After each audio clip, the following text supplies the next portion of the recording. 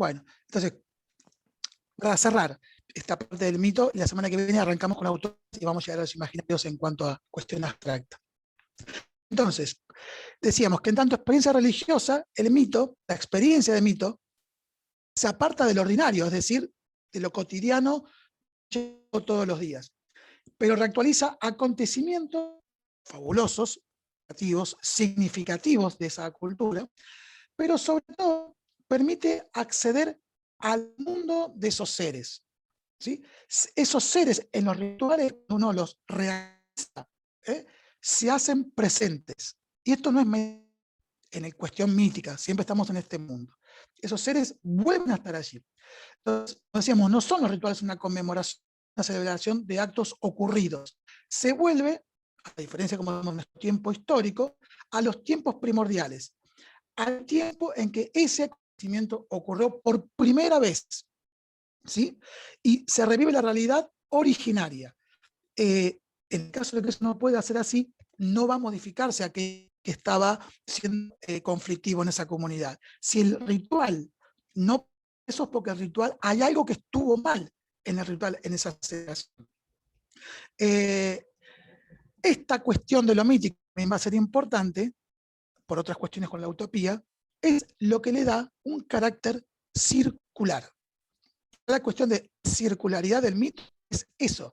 El mito es algo que no, entre comillas, no va evolucionando, porque todo ya está creado y otros seres fabulados, fábulas. Por eso es generalmente culturas que tienden a la reproducción permanente. Por eso tiene un carácter. Y todo aquello que es desviado, si estamos hablando, para lo último, ¿no? Si estamos hablando de desviado, ¿no? Porque hay algo que debe ser hecho, lo que debe ser hecho en términos institucionales, en términos del URO. ¿Qué sería lo que debe ser hecho en tanta institución, en tanto ese proceso dialéctico? ¿Qué sería lo que marcó la deidad de esa institución? ¿En qué momento el proceso de institución está? Es lo instituido, no sé si... Perfecto, exactamente. El mito es lo instituido. El mito, con su circularidad, sostiene lo instituido. Todo aquello instituyente, puede ser dos cuestiones. Una cosa es la desviación, pero hay que ver si una desviación puede ser interpretada en realidad como instituyente, que es diferente, ¿no es cierto? En todo caso, el mito no tolera esa cuestión instituyente, sobre todo si está produciendo algún malestar en la comunidad. Entonces, lo mítico tiende lo instituido y a evitar el cambio, porque el cambio le implica romper la circularidad que tiene por definición. ¿Está? Por eso, después vamos a ver la semana que viene la perspectiva de Ansart, los mitos en la actualidad. Pero es importante entender esto, porque después nosotros tomamos lo mítico y después vamos a hablar de la manipulación o no de la cuestión mítica.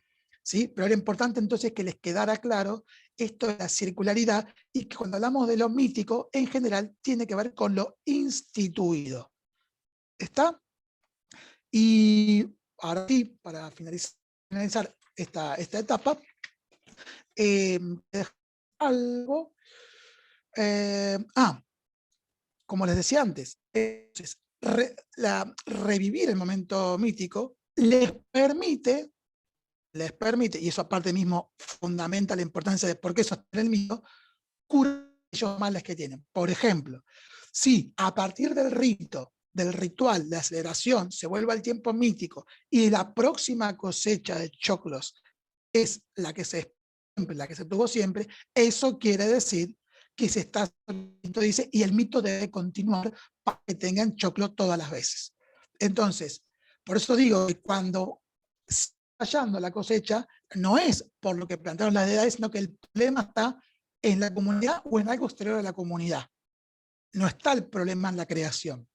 Y cuando se hace ritual y eso no vuelve a generar los beneficios de esa comunidad, es porque hay algo que sigue estando mal que no está siendo detectado. Y ahí es donde se va a buscar a alguien a ser sancionado. Ahora, y para cerrar, fíjense lo que pasa con los grupos que encuentran el problema siempre en el afuera. ¿no es cierto? Cuando hay problemas, este negro de mierda peruano me viene a sacar a mí. No se miran las condiciones de trabajo, la cuestión de... Entonces se instala búsqueda de enemigos, de responsables, y no se analiza lo que está ocurriendo. Acá estamos hablando ya de las sociedades contemporáneas, ¿no? Lo que quiero decir es, no se cuestiona el nudo, Castellari diría la significación social imaginaria en tan imaginario efectivo, eso no es cuestionado, porque sería muy doloroso para esa comunidad saber parte protagonista de ese dolor, sino que en el exterior o en otros que están produciendo un problema. Y esos deben ser reconocidos, sancionados, disciplinados, como en nuestros casos las culturas más arcaicas eran si no sacrificados, eran desterrados. Ese era el mayor de las sanciones. Una persona desterrada era un paria, justamente porque cada cultura tenía sus propios mitos. Era muy difícil traspasar de una cultura a otra.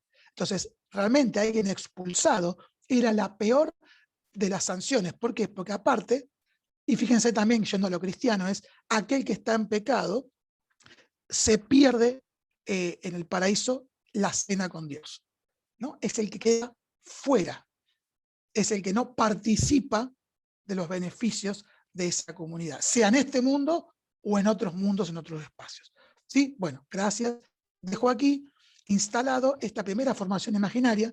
Mi idea es hacer el camino inverso al texto y después por las utopías, por las ideologías, por las creencias, para entonces entender qué son las representaciones y qué son los imaginarios. Y también para que les quede un dato, ya lo vayan leyendo, en qué le pueden dar importancia en sus textos o noticias, si era algo de lo que debe ser hecho acá, de lo que no debe ser hecho acá, de la historia de ese lugar o no, para que tengan en cuenta que quizás algo de la historia mítica se viendo esa persona, aunque ustedes no tengan todos los datos, pero es un indicio. Quizás ustedes después, cuando les pedimos qué otras preguntas o información recabarías, quizás pueden preguntar acerca de esa historia. ¿Por qué dijo esta persona esto no fue siempre así? O lo que se hace ahora no es lo que acá hay que hacer y lo que se hizo siempre.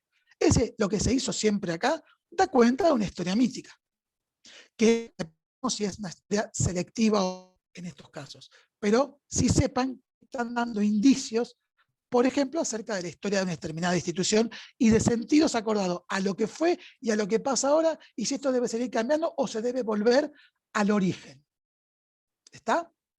Digo para que también lo vayan vinculando con los contenidos de las notas periodísticas. Y de manera que agregamos el resto de las formaciones como las utopías, las ideologías, las creencias y la concepción de representación e imaginario. Lean el texto, por favor, léanlos para que sean más accesibles también. Y si quieren leer a Galeano, si no conocían este texto, de Fuego, que es una trilogía, también les puede ser útil la cuestión literaria.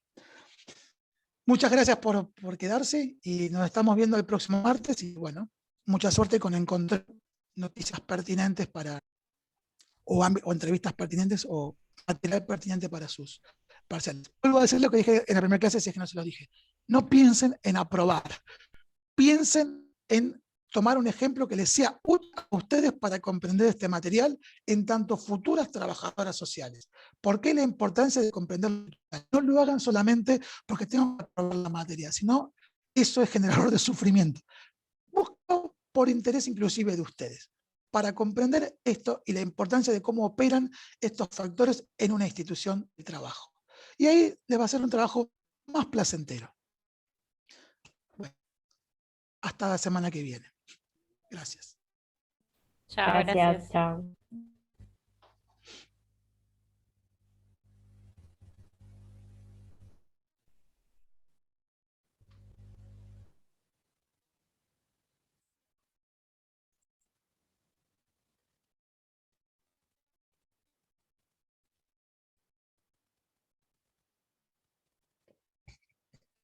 Yo cierro al final porque no quiero que se me cuelgue la computadora de